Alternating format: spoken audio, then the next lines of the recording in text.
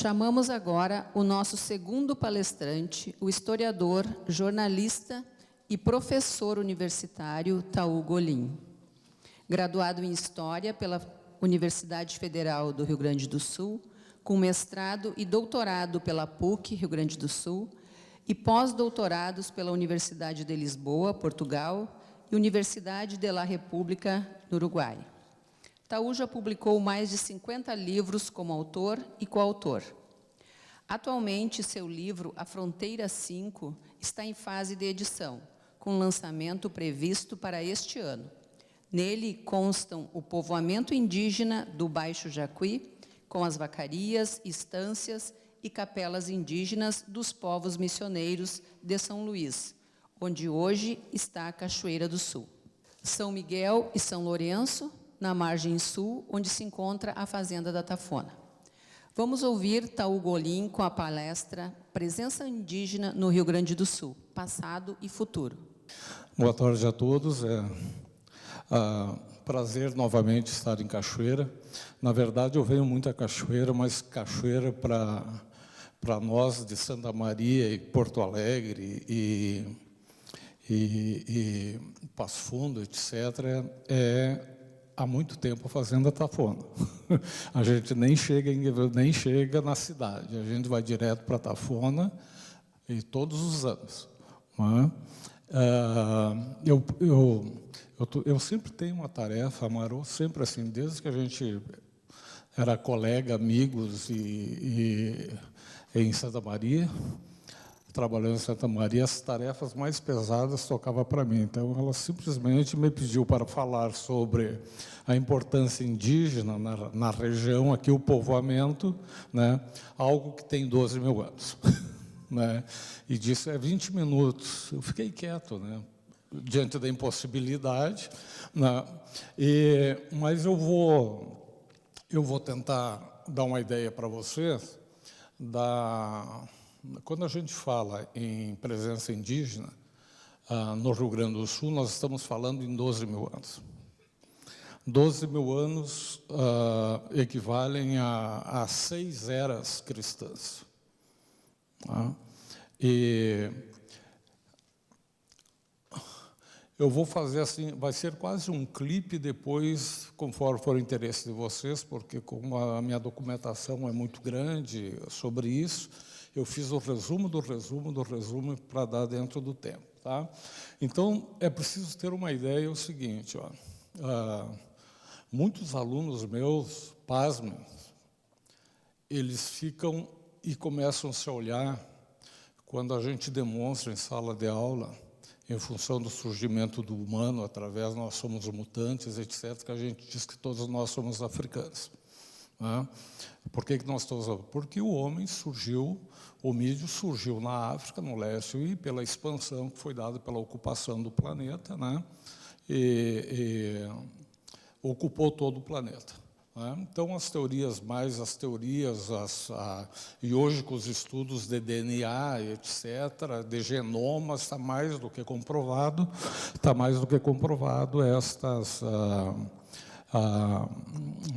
o que era teoria há 50 anos atrás, hoje se comprova através dos genomas, etc.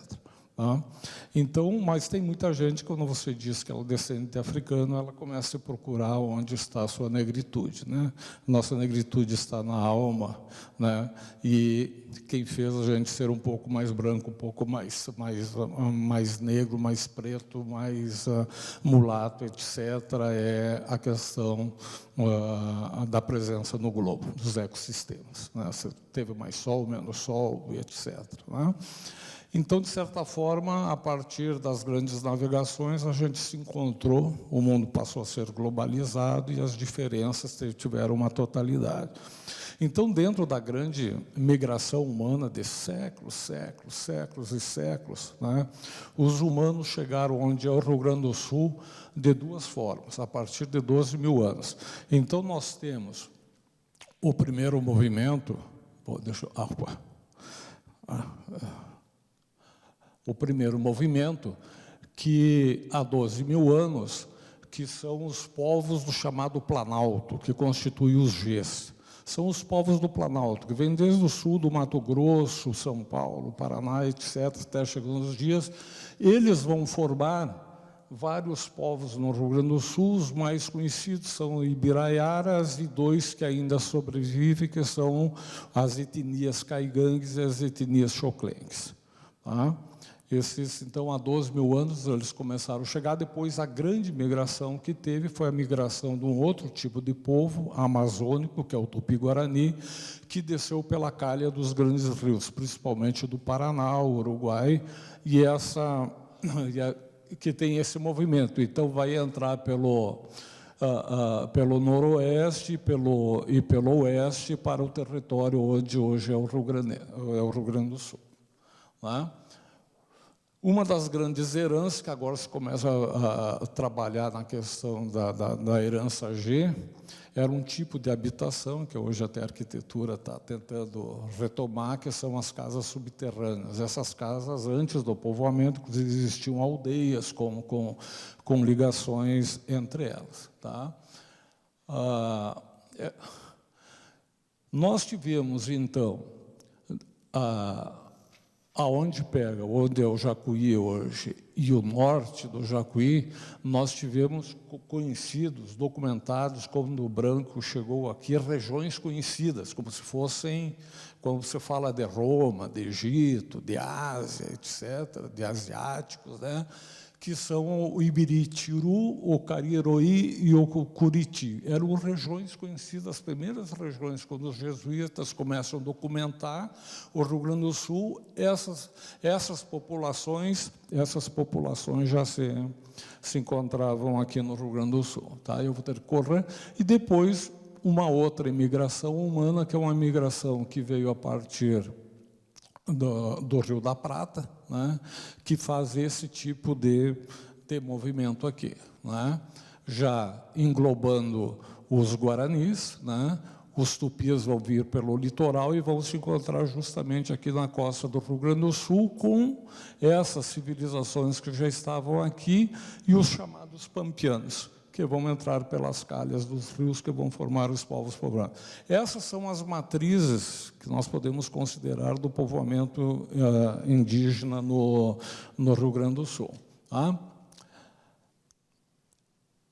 Eles vão formar durante muito tempo várias aldeias, desenvolver suas culturas, etc., até que começa, digamos, a relação com o europeu. Essa relação com o europeu vai se dar através de alguns tipos que vão desenvolver um trabalho geopolítico importante e trágico, às vezes, que era com os degredados. Né? Os europeus utilizaram muito um sistema do degredo, que pegava as pessoas que eram condenadas, degredava para a nossa costa aqui, e largavam o pessoal, né, dava um barquinho para eles, os navios ancoravam, dava um barquinho, ele descia na costa, se não morresse, ele ia aprender a língua, etc., ia casar com uma índia, ia formar, e assim se fez toda a costa brasileira, e também aqui o Rio da Prata. Esses caras é que fizeram depois os contatos, né, digamos assim, eram condenações, sujeitos condenados por dívida ou por morte, etc., que eram esses degredados. E muitos deles eram degredados por questões políticas também, então era sujeito que sabia escrever, tinha cultura, e assim por diante. Né? Bom, vai se formar, no início do século XVII, um tipo de povoamento que é onde existiam as aldeias dos Gês e dos Guaranis. Os pampianos sempre foi muito difícil reduzir. A Companhia de Jesus, ela vai com seus missionários em contato. Primeiro vai fracassar no Paraná, a primeira tentativa de fazer isso do Paraná, porque os bandeirantes, a partir do início do século XVII, principalmente a partir de 1618, destruíram a província jesuítica indígena do Guairá.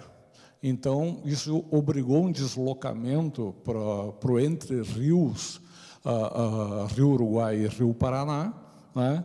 E o início de um tipo de catequese, de relações com caciques com famílias extensas do Rio Grande do Sul, né, que hoje é o Rio Grande do Sul, antes se chamava genericamente, o europeu chamava de TAP, né, mas os indígenas tinham, cada um tinha a sua nominação para as regiões em que vivia. E a primeira presença indígena da tentativa da construção de um presente, de um futuro, vai se dar através de 18 reduções.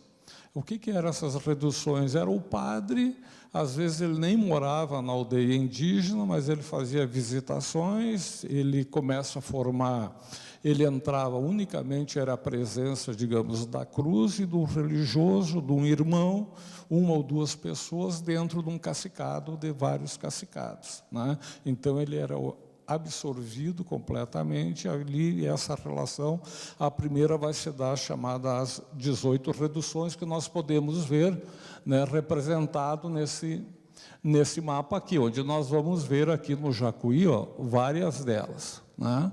Várias delas, né?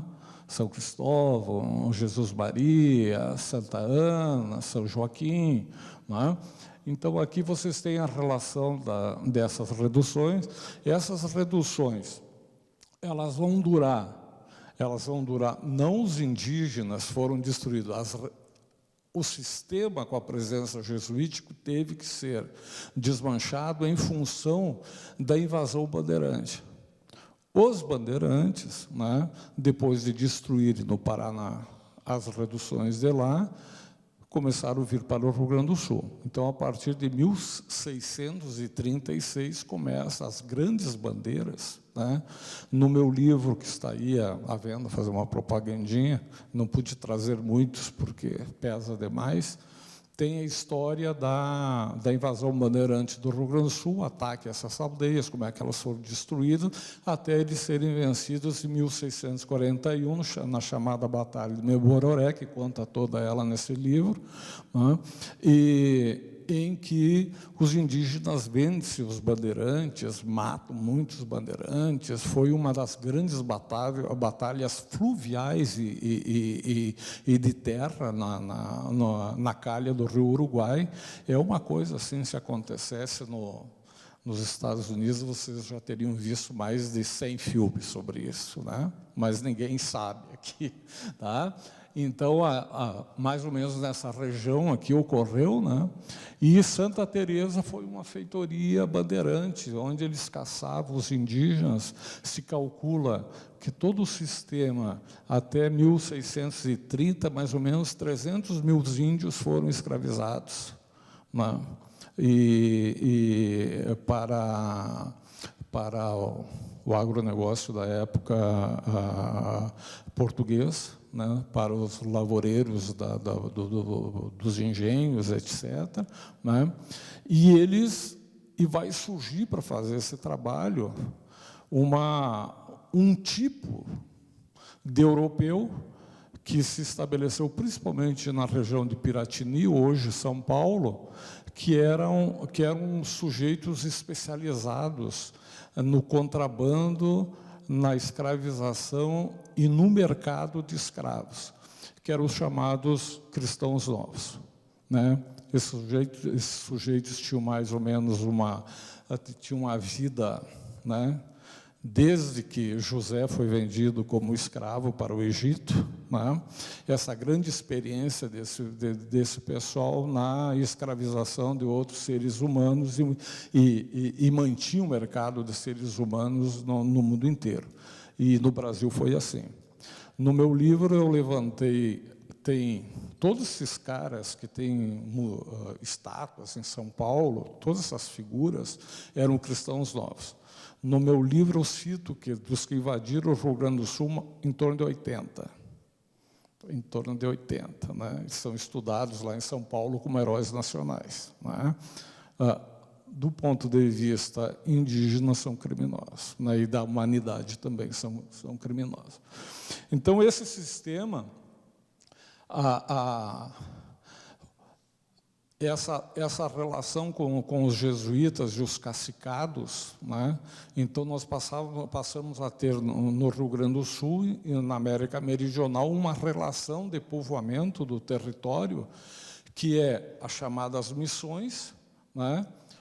Os chamados... porque uma missão ela funcionava, não eram indivíduos que iam para dentro das missões, que montavam uma missão, né? Eram cacicados, as famílias extensas, os caciques, né? Então, as missões chegaram a ter, na metade do século XVIII, em torno de 1.500 cacicados dentro das missões, de todas as etnias, a maioria guarani, né?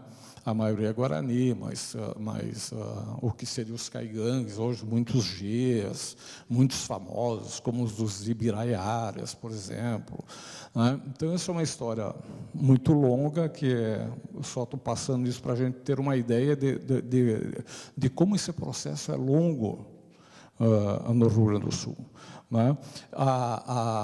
Então, não existe essa bobagem que se propaga aí, de que os indígenas foram iludidos pelos padres jesuítas, etc. Não, era uma negociação. Frente à ameaça bandeirante de destruição dos indígenas, né, sabiamente os caciques fizeram alianças com os padres. Né, sabiamente fizeram essa aliança, mantiveram parte dos cacicados, dos chamados parentes, parte nas aldeias tradicionais e parte dentro das missões, né? Mas o trânsito sempre existiu. Não podia ter pajé dentro da redução, porque era uma espécie de abadia, lá mandava o padre cura, né? Mas o pajé funcionava até dentro dessa abadia da missão, que tinha em torno de 6.000 até 7.000 pessoas, mas fora dali ele está atuando completamente, né? E quem morava na missão está fazendo sempre a circularidade indígena com seus parentes nos demais lugares. Tá? Bom, nós temos vários documentos, então esse aqui é um documento importante, porque é um croquis de movimentação dos indígenas que formaram os ervais na bacia do Jacuí, no Alto Uruguai, né, do Rio Pelotas, um croquis usado por eles, dos caminhos, onde eram os ervais, e a formação da primeira vacaria. A vacaria, teve uma vacaria aqui, que foi invadida, né, os caminhos que eram todos indígenas, depois eles, a partir do final do século XVII, início do XVIII, eles formam uma grande vacaria, a grande vacaria entre o Taquari e o Rio Pardo, né? E aqui no Rio Pardo, aqui estaria Cachoeira do Sul, e aqui estaria também Cachoeira do Sul, o Piquiri, etc., né? São Lourenço e assim por diante, né? Esse é um dos mapas mais antigos que nós temos, já localizando ervais e vacarias. Bom, a estratégia portuguesa de ocupar a América Meridional era uma técnica que envolvia a formação do enclave, né, e liberava entre os enclaves a doação de Sesmaria de Campo, né? Era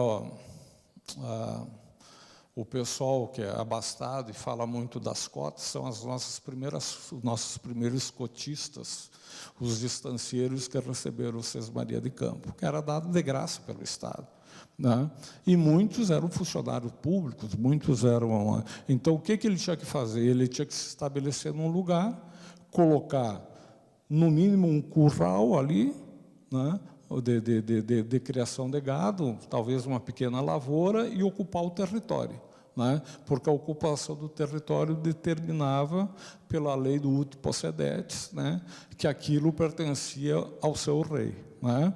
Então, essas penetrações no território, e o sujeito era recompensado. Se ele ficasse na terra, né, mantivesse aquilo no nome do seu rei, com a bandeira do seu rei, ele depois recebia a carta de Sesmaria de Campo, que era um lotezinho de 13.000 hectares. Tá? Então, os portugueses, eles formaram A primeira na Colônia Sacramento, a segunda em Laguna, a terceira em Rio Grande e a quarta em Rio Pardo. Tá? A partir de 1752, 53 em Rio Pardo. Tá? Eu tenho que me apurar. Bom, a partir da... Deixa eu ver, aqui. A partir de 1668, os espanhóis abriram o olho, porque muitas guerras de fronteira vinham acontecendo, e, juntamente com quem é que estava em toda essa região aqui, as reduções. Então, aquelas 18 reduções que haviam sido destruídas no século anterior, mas tinha estâncias dos missioneiros no Rio Grande do Sul, as vacarias se desenvolveram, os campeiros, os estanceiros indígenas costeavam os grandes rebanhos. Da onde que surgiram os rebanhos? Quando eles formaram aquelas 18 reduções, cada redução a ser formada, até para o índio entrar no projeto, a Companhia de Jesus colocava de 100 a 200 vacas de cria na redução. Não para a carne, porque o índio sempre preferia carne de caça, né, por causa do leite. Né?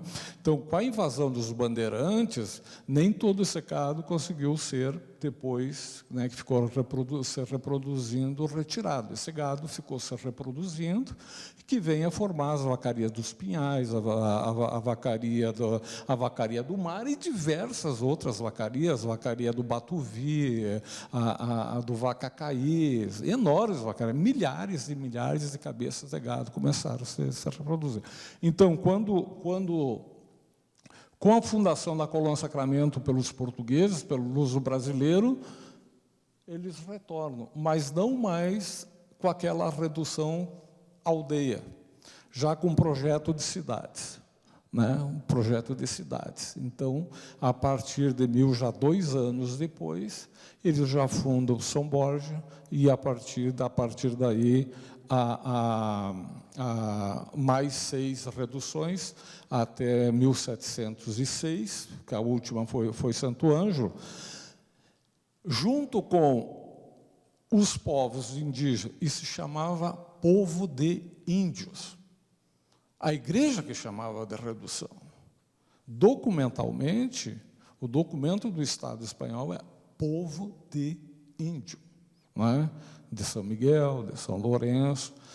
E esses povos, por já estar com toda a sua parentalha no território, eles foram se agregando nessa relação com os espanhóis, né, e estabelecendo todo o território do Rio Grande do Sul, estâncias, ervais, capelas, a cada 60 quilômetros, mais ou menos 80 quilômetros, uma capela. Na capela era a visitação do irmão, porque tinha, por exemplo, em 7 povos, tinha 14 padres, né, um cura e um auxiliar. Né? Então, muitas vezes vai surgir um catolicismo indígena, um catolicismo crioulo, né? Em função, porque ali a função de penitências, de rezar, etc., se dava através do quê? De uma Índia, de um índio, etc. Né? Então, então vai se formar, né? O que é a redução? Então, bom, esse sistema, ele chega a ser um sistema impressionante que vai se desenvolver até 1750, quando Portugal e Espanha, de tantas guerras de fronteira, resolvem acertar suas pendengas no mundo inteiro. E aí eles dizem o seguinte: não, o foco que a gente perde muitos homens, tem que mandar muitos exércitos, o Estado gasta demais. Qual é que é o foco principal? Né? O foco principal é a Colônia Sacramento. Várias guerras por que a Colônia Sacramento? Era um enclave do Rio da Prata, que pegava todo o contrabando que vinha, fazia todo o contrabando do Potosí, das Minas, etc., e era, digamos assim, liderado por quem? Pelos cristãos novos. Né? Cristãos novos eram os semitas. Né? Então, pessoas que lidavam com o comércio, se estabeleciam nesses lugares, e era para manter a Colônia Sacramento, que era uma coisa pequena, né, com o apoio da toda a rede de negociação de pedras preciosas, ouro, prata, etc., era guerra e guerra que, né, de um prejuízo imenso. Então, eles resolveram manter uma negociação, os dois reinos estabelecer em busca da paz de suas fronteiras, que gastavam bilhões e bilhões e bilhões em guerras de fronteira. E o que eles fazem? Eles chegam ao seguinte acordo: não, vai haver uma hegemonia dos portugueses na Amazônia e uma hegemonia espanhola no Rio da Prata. Então, nós vamos fazer o seguinte: como Portugal tem a Colônia Sacramento no Rio da Prata, né, a gente vai fazer uma permuta. Né? Nós, Espanhas, ficamos com a Colônia Sacramento e a gente cede uma parte, todo o lado oriental do Rio Uruguai, né, parte do Rio Uruguai, na verdade, uma parte que era a parte de maior conflito, que pegava, que era o Sete Pós, né, que fazia toda a vigilância dessa parte, né, a gente troca pela Colônia Sacramento. Né? Só que eles, na Europa, estão achando aqui que os indígenas são obedientes, né? É água benta, só pensa do céu, etc. e tal. Os caciques, essa terra é nossa. E aí veio o sincretismo. Eles começam a usar, junto com essa terra é nossa, quem nos deu foi os nossos santos padroeiros. E ninguém é maior que santo e Deus que nos deu a terra, né? Discurso, entende? Inteligência política, né? E vai se dar uma grande revolta dos caciques, né, contra dois reinos poderosos. Né? Vão se armar e diz: não, nós não vamos dar as nossas 7 cidades, as nossas estâncias, os nossos ervais, etc. E aí vai se dar a famosa Guerra Guaranítica. Né? Eu já escrevi muito sobre isso, tem 2 livros específicos, vocês acham aí. Tá? Então, a Guerra Guaranítica, se nós pegarmos aqui, vocês vão... eu botei aqui um negocinho de tiro, vocês não deem uma animação. Tá? Bom, e esse é o mapa que fez o Tratado de Madrid, que estabeleceu toda essa fronteira. Tá? Então, vocês vão olhar aqui, ó, tá? Então, a fronteira passaria a ser, desde Castilhos Grandes, pelo Coxilha Grande, no Uruguai, pegava a nascente do rio Ibiqui, corria todo o rio Ibiqui e o rio Uruguai e entrava no Pipiriguaçu. O problema é assim, que os demarcadores eles divergiram aonde nascia o rio Ibiqui, se era no atual rio Santa Maria ou se era onde é o Ibiqui-Mirim atualmente. Né? Então, os indígenas foram à guerra, né? Aí algumas obras minhas que tratam da Guerra Guaranítica, onde vocês encontram o material, se quiserem. Né? Os jesuítas fizeram a grande ofensa, que depois deu na expulsão deles. Eles tentaram revogar o Tratado de Madrid. Inclusive, um padre fez um mapa, né, dizendo por onde deveria ser a fronteira, que, na verdade, essa fronteira que os reis tinham estabelecendo não representava a realidade, que daqui da Coxilha Grande deveria costear a Lagoa Mirim e vir do Taquari até as pontes do Taquari ir até o rio, a nascente do rio Iguaçu. Né? Isso foi usado, principalmente pelo Marquês de Pombal, para defender no mundo inteiro a ideia, que depois deu na expulsão dos jesuítas, de que a Companhia de Jesus queria formar um reino teocrático na América. Coisa que é uma bobagem. Para vocês terem uma ideia, o que era uma cidade missioneira, né? Ela era formada por uma praça central, tá? Uma praça central. Ela tem 3 aspectos arquitetônicos que são sociais também. Se vocês pegarem essa parte aqui, é uma aldeia indígena, sempre com a praça central, as malocas do lado, casas coletivas. 3 lados de uma cidade. Aqui uma implantação de uma espécie de abadia medieval onde mandavam os padres. Cada cidade chegava a ter 50, 60, algumas até 70 caciques, que eram chamadas as parcialidades. Entre esses caciques, anualmente, se elegia o chamado cabildo. O cabildo, que era o órgão de justiça, militar, e com alferes, com etc. Entende? Então, onde eles controlavam as instâncias e assim por diante. O que tem a ver? Então, vem a Guerra Guaranítica. Nós não vamos falar sobre a Guerra Guaranítica. Teve 2 planos. O primeiro plano, os exércitos eles operariam separadamente, começaram.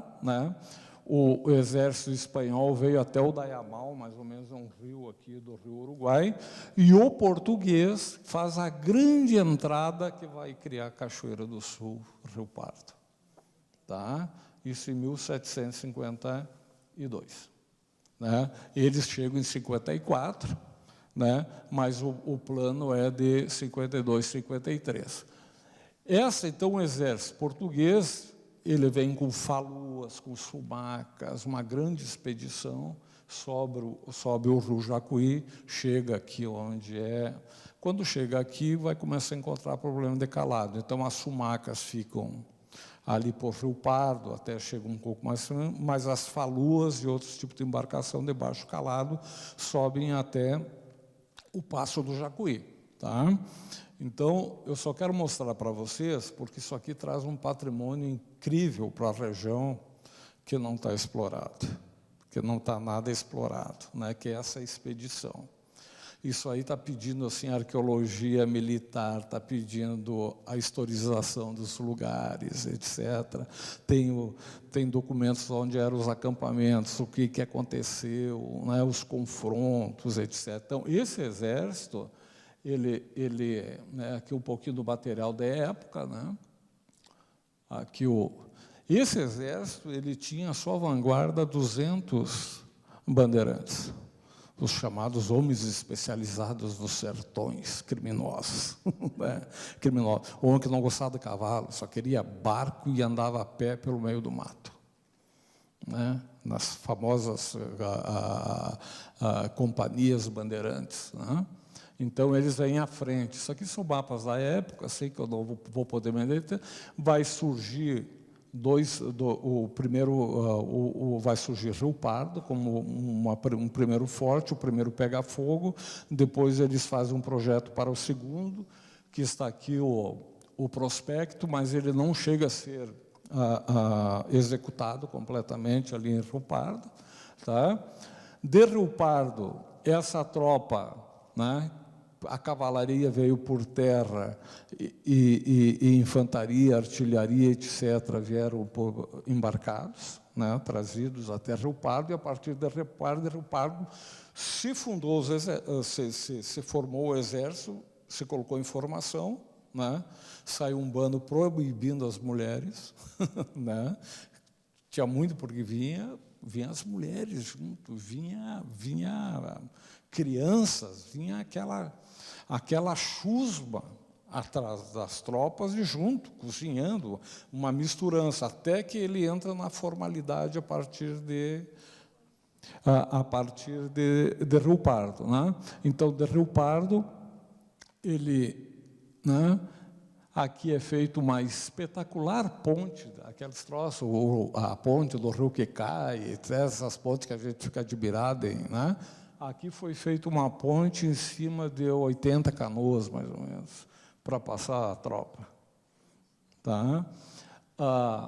Aqui o caminho que eles fizeram, que caminho eles estão fazendo aqui? O caminho, porque desde o Taquari até o Morro Grande, que é Santa Maria, era uma estância do povo de São Luís. Isso tudo era terra indígena, uma estância missioneira, né? Então,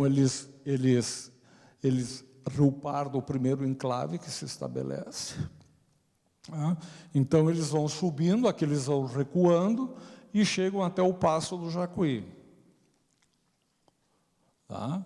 Não vou falar sobre isso, aqui o Passo do Jacuí, isso aqui tem uma historicidade, né? As pessoas nem sabem onde que o Exército acampou, ficou praticamente nos meses de outubro e novembro, aqui de 1754. Tá? Olha que eu procurei, eu morava em Santa Maria para achar isso através dos mapas antigos, estudando os manuscritos, os mapas antigos, até que eu localizei, né, onde é o chamado Passo da Barca. Muitos de vocês conhecem aqui na região. Tá? Ainda é Passo da Barca? Deve ser, né?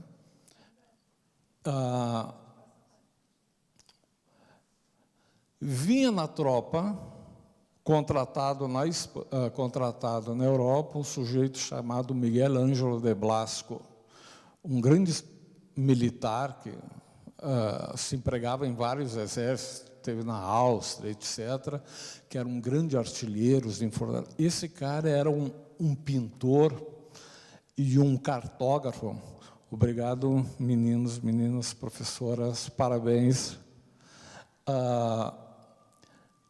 Esse cara, ele fazia mapas em perspectivas, e ele desenha o acampamento no Passo do Jacuí. Né? Os manuscritos deles, né, vários militares que estão ali, falam sobre a posição dos índios, falam como é que os índios estavam posicionados, a trincheira que construíram, que eles não podiam passar, eles tiveram que ficar ali. Então, aqui está o Gomes Freire de Andrade, com a sua corte, toda a cavalaria esperando. A artilharia e a infantaria passa para o lado direito do rio, e aqui estão os bandeirantes, que era a vanguarda que chegou antes. Tá? Esse é um outro prospecto, também a mesma coisa. Essa cobra, né? Olha que maravilha. Imagine se isso tivesse acontecido na Europa, nos Estados Unidos. Está tudo aí para filmar, documentar e reproduzir isso, né? Então, cabe até um memorial em Cachoeiro, ou na região ali, com tudo que existe de mapas, de prospectos, dando uma historicidade para os espaços, né? Porque a história ela se faz de espaço e tempo. Dá para trazer aquele tempo de lá para esses espaços e formar uma consciência da historicidade dos espaços. Né? Infelizmente, a gente não vai poder falar sobre isso. Agora, eu consegui fazer imagens bem mais nítidas, porque, acredite, eu passei anos tentando achar isso. Isso estava no Rio, aí fundaram Brasília, parte do Exército patrimonial foi para Brasília. Aí um general qualquer achou muito bonito esses desenhozinhos, mandou botar num quadro com vidro na frente, e estava nas paredes lá do Centro de Memória e Cultura. Ninguém sabia o que era. Né? Ninguém sabia o que era. E aí, quando eu fui fotografar, através de um amigo da Zero Hora, a gente fez todo o encaminhamento, não queriam deixar tirar o vidro da frente. Tirar do vidro para salvar isso, porque o que interessa é isso, até digitalmente. E não teve jeito, o cara disse que não, e não, o coronel que mandava ali, eu pedi para falar com o cara de cima e tal, nada. Tá? Então, por isso, com muita habilidade ainda, o fotógrafo, que era profissional da Zero, quando eu descobri isso, fiz uma grande matéria para Zero Hora, umas 4 páginas, mais ou menos, da descoberta dos prospectos tá? Então, aqui nós temos um croquis lá do Paço, né? O acampamento do Exército Luso-Brasileiro, aqui a artilharia, aqui o grande acampamento missioneiro e aqui a vanguarda. Tá? É bem fácil localizar, porque onde estava, não sei se ainda está, os pilares da antiga ferrovia. Tá? Aqui uma série de detalhes, então, que nós vemos, o que era isso aqui? Bom, então, o seguinte, mas o que tem de novidade nisso aí? Foi o ano de uma grande enchente. O exército espanhol era um exército de cavalaria, o português de infantaria, mais de infantaria do que cavalaria e artilharia.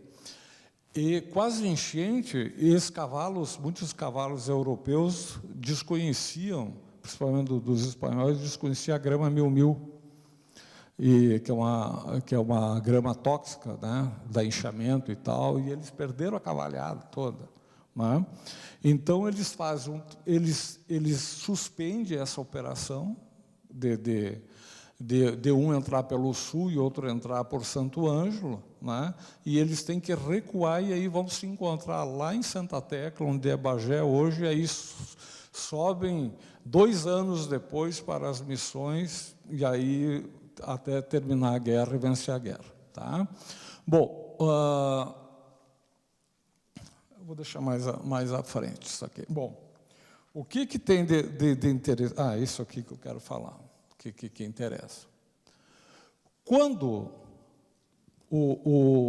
os portugueses e espanhóis sempre duvidando um do outro, o que acontece aqui? O Gomes Freire, espertamente, que era o comandante português, começa a fazer acerto com os índios. Paralelamente, ele faz um acerto de uma fronteira pelo Jacuí com os povos indígenas, das missões, na terra que era, nós temos então aqui o Taquari, né, o Jacuí. Então, como o exército chegou até aqui, ele estabelece uma fronteira no Baixo Jacuí. Então, toda essa parte, à esquerda do Jacuí, passaria a ser portuguesa. Tá? Então, nós temos uma fronteira é uma duplicidade de fronteiras, em que os indígenas também fazem o tratado, os caciques, que os portugueses estabelecem uma fronteira de águas, pelo Baixo Jacuí, pela Lagoa dos Patos e pela Lagoa Mirim. Tá? Então, fica estabelecido que nenhum poderia passar do outro lado. Com isso, São Luís, que era a sua grande estância, era aqui, né? São Luís perde praticamente metade das suas terras. Né? Aqui você vê, isso aqui é do mapa de um padre jesuíta de 1754. É o mapa é o jesuíta, o cartógrafo jesuíta, que andou por tudo isso aí, passou pelas terras da Tafona. E o que nós temos aqui? Nós temos, de um lado do Jacuí, a estância de São Luís, desenhada por esse padre, e do outro, a estância de São Lourenço, o Grande, onde está a Tafona. Tá? Onde está a Tafona. O que tem de interessante? Então, se nós pegarmos do Vacacaí, do rio Santa Bárbara, até o Piquiri, está documentado, e tendo ao sul Camaquã, essa era a grande estância de São Lourenço, do povo de São Lourenço, onde está a fazenda Tafona. Tá? Possivelmente, onde está a Tafona, era alguma coisa importante né, uma subsede ou sede importante. Né? Nós temos vários lá. Mas, na prática, nós temos documento que essa fazenda de São Lourenço, ela vinha até o Capivari, porque não tinha sentido São Luís vir até esta longitude aqui, no Taquari, e São Lourenço se conter no Piquiri. Né? sendo que as terras ao sul do Jacuí é melhor para o pastoreio do que as do norte. Né? Então, por lógica, né, não tem por que deixar essas terras devolutas, até porque mais adiante estavam os ervais de São Borja. Tá? Então, esse é o... Tá? Bom, nós temos aqui, então, aquele mapa ele foi copiado em 1756 pelos demarcadores portugueses. É uma cópia do mapa do Padre Enes, tá? Onde nós vamos ter aqui, ó. Então, aqui nós temos o Jacuí. Eles desenham a estância, a grande estância, já chamada Estância Distante de São Lourenço, porque ele tinha outra aqui, ó, também, São Lourenço, né? 3 capelas, aqui eu vou mostrar para você. Então, São Luís ficou reduzido a isso aqui, ó, pegando o Vacacaí, né, uma parte do Vacacaí, o Vacacaí Mirim, que é o Arenal hoje, que aqui nós temos Santa Maria, a região de Santa Maria, né? E vocês vão vendo que tem várias capelas, mais ou menos a cada 80 quilômetros uma capela. Tá? Bom, então aí a gente não tem tempo para falar disso, como é que foi a parte da guerra, a formação dos exércitos, né? Como é que se formou a quantidade de carreta. Imagina, esses caras carregavam 400 carretas à la castelhana, cada carreta com 10 juntas de boi. Era uma coisa assim extraordinária. Não vou poder falar. Aqui a formação do exército português, desenhado por um outro grande cartógrafo português, José Custódio de Saifaria, que fazia parte da expedição. Tá? E aqui o famoso mapa do Padre Enes. Tá? Esse mapa aqui, quando ele foi, só se conhecia a cópia. No ano passado, um grande leilão internacional de mapas apareceu colocado à venda por um banco. Esse mapa está nos Estados Unidos. Aí o cara que comprou lá, uma fundação que comprou, ela digitalizou, eu consegui uma cópia digital de 200 mega, mais ou menos. Ela tá, a cópia assim tem até as impressões digitais dos cartógrafos, tá? Então, mas veja o seguinte, ó, esse mapa aqui está inteiro, aqui é cópia, ó, que era conhecida até então. Então está cópia do plano do Padre Enes, tá? Esse mapa, né, se vocês olharem, ele está no sentido, na perspectiva oeste-leste, que é indo do povo, indo para as suas terras. Perspectiva do cartógrafo, é típico dos mapas do século XVIII. Tá? E aqui, ó, o mapa, se vocês olharem aqui, está a Rosa dos Ventos, né, aqui, apontando para o norte, então a perspectiva é oeste-leste. Aqui está a grande estância de São Lourenço. O que tem de genial dentro dessa estância que envolve a Cachoeira do Sul? Isso é pesquisa que está nos pedindo pré-campo. 3 capelas. Aqui o Piquiril, aqui grudado lá na estância da Tafona, a capela de São Miguel, a capela de São Gabriel e a capela de São Rafael. Aqui nós temos o Santa Bárbara, tá? É o Rio Santa Bárbara aqui. Né? Essa aqui, em função da formação do rio, ela está entre um afluente e o rio principal, e tem um arroio aqui chamado São Rafael, em função da capela. Tá? Essas capelas eram também postos ou sede de estâncias. Gente, nós estamos falando, esse mapa é de 1754. A ocupação aqui é início do século XVIII. Tá? É quase 50 anos antes, nessa região. Né? Nessa região. Tá?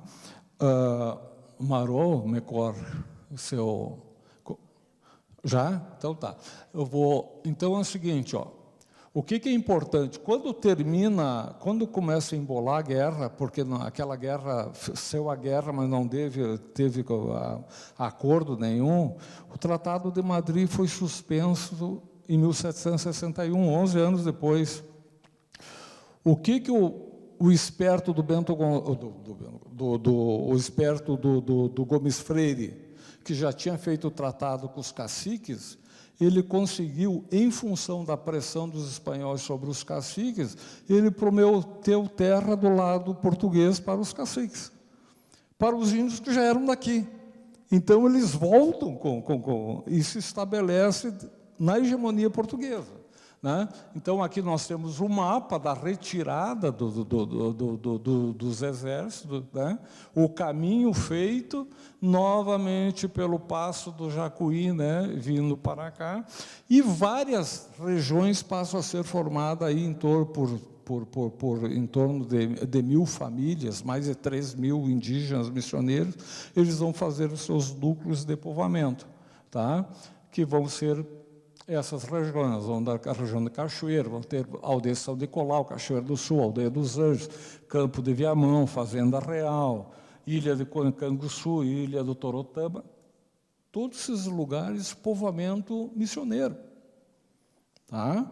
Missioneiro correndo, então nós temos... O que tem de importante é que os demarcadores do período da guerra desenharam, formaram a documentação oficial de Estado, que eram instâncias de índios, povos de índios, capelas de índios. Né?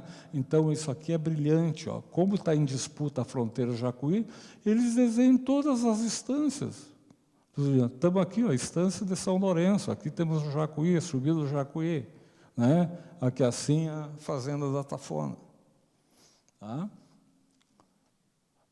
Aí vem a guerra, e isso aqui eu não vou falar dos outros tratados. Então, esse passado que nos interessa, e para mim esse é o grande desafio de pesquisa que nós temos sobre a questão da espacialidade, né? Que são as capelas. Né? Aqui os dois mapas do século XVIII, então, localizando as capelas, os grandes rios. Tá? Ia falar dos ervais, não vou falar também. Tá? Isso aqui é um erval que a gente localizou aqui no Alto Jacuí, os seus marcos, os ervais missioneiros, a retirada dos barcos.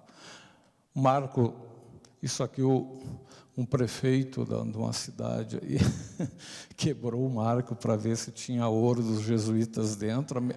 A metade ficou na mata e a outra metade aí não tinha o que fazer com Marcos, eles botaram no lugar de rodeio lá para estar cavalo.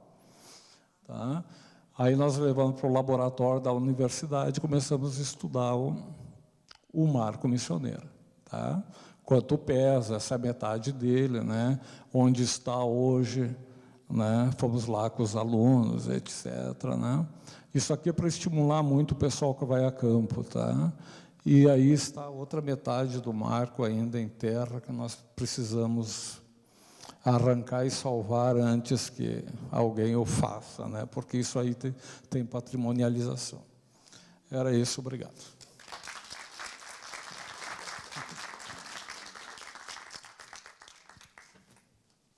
Dá para abrir uma pergunta para o colega? Tudo bem? Meu nome é Alexandre, também de História. Fazer duas perguntas rapidinho. Primeiro, entrada dos charrus e Minuano de Patagônia. Segundo, uma curiosidade pessoal. Sabe alguma coisa daquele mar, a instalação daquele marco ali em Cruzilhada? Não. E a entrada dos nossos charrus e Minuanos? O que você sabe entrando povos mestiços? Sim. Né? E nômades. Charrus e Minuanos, inclusive em tamanho, etc. Mas não tem... Como é que você resolveu na história? Como é que você resolveu na história a questão dos charrus e do charrus e Minuano, você falou, né? eles se misturaram, né, com Iaros. Então costuma ter uma parentalha assim, muito parecida, que era charruas, Iaros e guenoas. Os guenoas mais próximos dos minuanos. Os minuanos diferentes, uns mais afilados, mais altos, né, mais cavaleiro. Como é que a história resolveu isso? Classificou e embolou todo mundo, mas eles tinham... Com os charruas, agora um grupo se apresentou como charrua, né?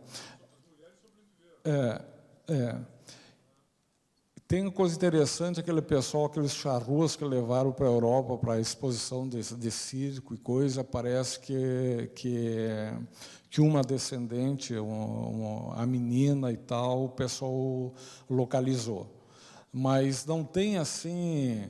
Você consegue assim definir hábitos, costumes, forma né? Por que foi tão difícil índios cavaleiros, não só daqui, que os nossos pampeanos, mas da Argentina, do Chaco, não conseguiram ser catequizados, né? Eles não se submeteram, eles...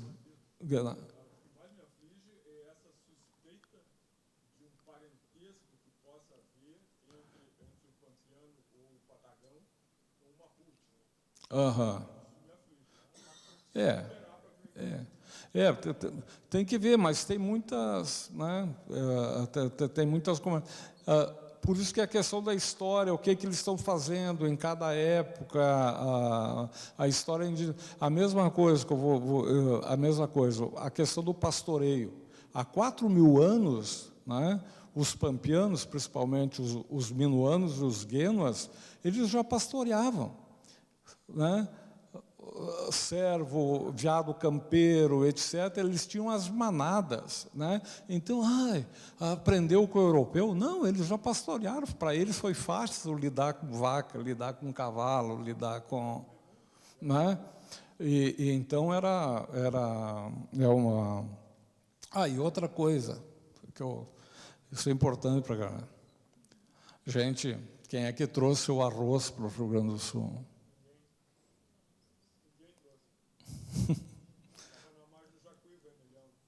Sim, mas quem fez o plantio, começou o plantio sistematizado? Não, é chinês, é trazido pelos jesuítas. Sim, esse arroz, eu levantei agora o inventário de 1768, várias arrobas, várias sacas de arroz das missões. Então, é possível que esse arroz aqui, por 600, eles deveriam ter as pequenas lavouras de arroz, etc. e tal.